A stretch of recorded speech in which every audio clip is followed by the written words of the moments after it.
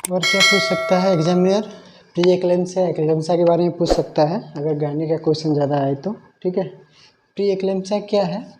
ये एक life threatening pregnancy का कॉम्प्लिकेशन है।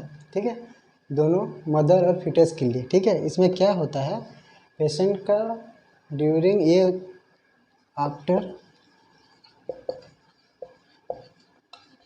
20 वीक्स के बाद में मतलब ये अपीयर्स होता है प्री एक्लेम्सिया। इसमें क्या होता है, पेशेंट का जो ब्लड प्रेशर है वो बढ़ जाता है ड्यूरिंग प्रेगनेंसी। ठीक है, उसको बोलते हैं प्री एक्लेम्सिया।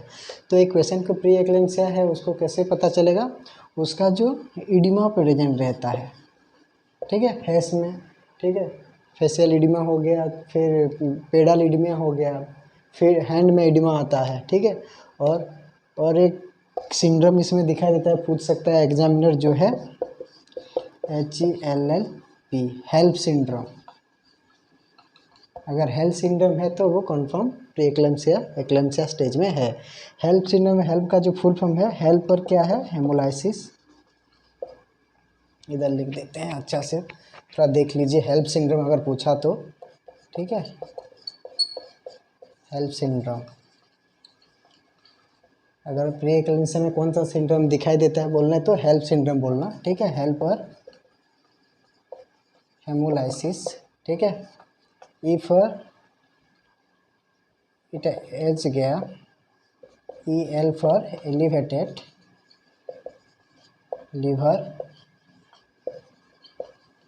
एंजाइम। ठीक है, HEL और L for LP for low, L for low, क्या होता है भूल गया हमें अभी। Help for hemolysis, elevated liver enzyme, low platelet count, sorry. ठीक है, लो प्लेटलेट काउंट। ठीक है, ये है हेल्प सिंड्रोम का फुल फॉर्म। ठीक है, मैं भी गायनिक बहुत दिन के बाद देख रहा हूँ, आप लोग रिक्वेस्ट किया बोल के मैं ये बोल रहा हूँ। ठीक है, help for hemolysis, H for, ठीक है, EL for elevated liver enzyme, L for low platelet count. ठीक है, तो ये कहाँ पे दिखाई देता है? अगर पेशेंट को प्री एक्लेम्सिया है तो। ठीक है, तो प्री एक्लेम्सिया के साथ साथ अगर पूछेगा कि what the difference between pre eclampsia eclampsia. ठीक है, डिफरेंट क्या है एक्लेम्सिया और प्री एक्लेम्सिया में? ठीक है, प्री एक्लेम्सिया में क्या होता है, बीपी बढ़ता है। ठीक है, और एक्लेम्सिया जो है, बीपी बढ़ने के साथ साथ दूसरा साइन सिंड्रोम होने के साथ साथ क्या होगा, सीजर होगा, सीजर और कन्वल्सन होता है। अगर पेशेंट को प्री एक्लेम्सिया है और उसके साथ डिलीवरी के बाद, अगर पेशेंट को डिलीवरी के बाद और ड्यूरिंग डिलीवरी, बिफोर डिलीवरी भी अगर पेशेंट को कन्वल्सन होगा तो उसको हम बोलते हैं एक्लेम्सिया। ठीक है, उसमें सिर्फ सीजर ऐड कर देना, कन्वल्सन ऐड करने से अगर प्री एक्लेम्सिया के साथ साथ अगर पेशेंट को कन्वल्सन हो रहा है, सीजर हो रहा है, तो उसको एक्लेम्सिया कहेंगे। ठीक है, एक्लेम्सिया में और एक क्वेश्चन आपको पूछ सकता है, हम जो एक drug of choice, drug of choice क्या देते हैं एक्लेम्सिया में? Magnesium sulphate. ठीक है, मैग्नीशियम सल्फेट ये कितना डोज देते हैं, इसका डोज भी है मैग्नीशियम सल्फेट का। अगर एक पेशेंट एक्लेम्सिया लेके एडमिट हो रहा है तो जो लोडिंग डोज होता है 4 ग्राम एवी ओवर 30 मिनट।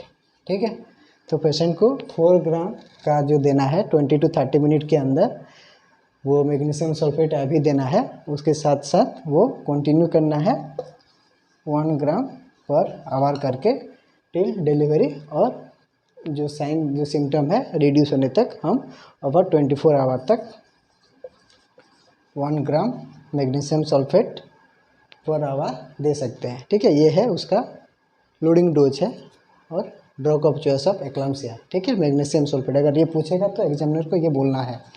ठीक है, ये हो गया। और क्या पूछ सकता है गैनिक के बारे में?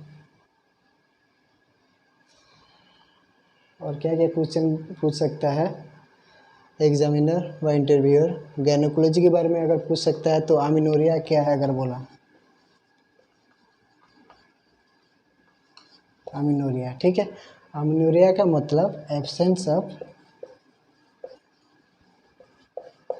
Menstrual cycle. मेंस्ट्रुअल साइकिल का जो एब्सेंस होता है उसको बोलते हैं एमिनोरिया, ठीक है। और डिसएमिनोरिया भी एक है, डिसएमिनोरिया, ठीक है। डिसएमिनोरिया का मतलब पेनफुल मेंस्ट्रुअल साइकिल, ठीक है। एमिनोरिया, डिसमेनोरिया, फिर मेनोपॉज। मेनोपॉज मतलब complete stop of menstrual cycle, मतलब मेंस्ट्रुअल साइकिल पूरा बंद हो जाने को मेनोपॉज बोलते हैं। ये आपका 45 to 50 एज के अंदर मेनोपॉज हो जाता है, ठीक है। ये सब पूछ सकता है। और एक है, और एक इम्पोर्टेंट है क्रिप्टोमेनोरिया बोल के, ठीक है। क्रिप्टोएमिनोरिया,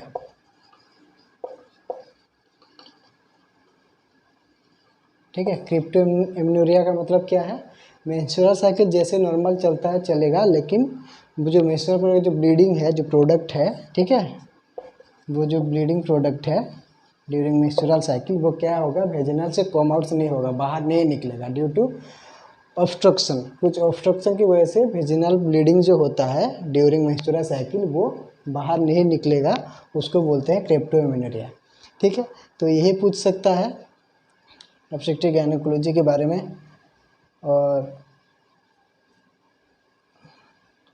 क्या है, और क्या पूछ सकता है आपको गायनेकोलॉजी के हिसाब से, प्लासेंटा प्रेविया बोल दिया, अब्रेप्सियो प्लासेंटा बोल दिया, लेबर बोला। एक्टोपिक प्रेगनेंसी क्या है,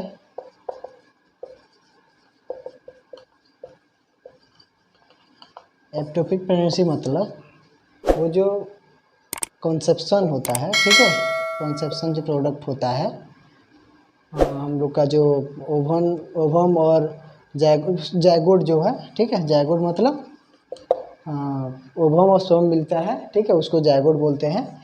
ये जायगोट का इम्प्लांटेशन जो होता है वो कहाँ पे होता है, एम्पुला में हो जाता है, ठीक है। यूटेरस का जो पार्ट है एम्पुला में, मतलब यूटेरस में इम्प्लांट नहीं होके, ठीक है, वो एम्पुला में अगर फैलोपियन ट्यूब में अगर इम्प्लांट हो गया तो उसको बोलेंगे एक्टोपिक प्रेगनेंसी, ठीक है।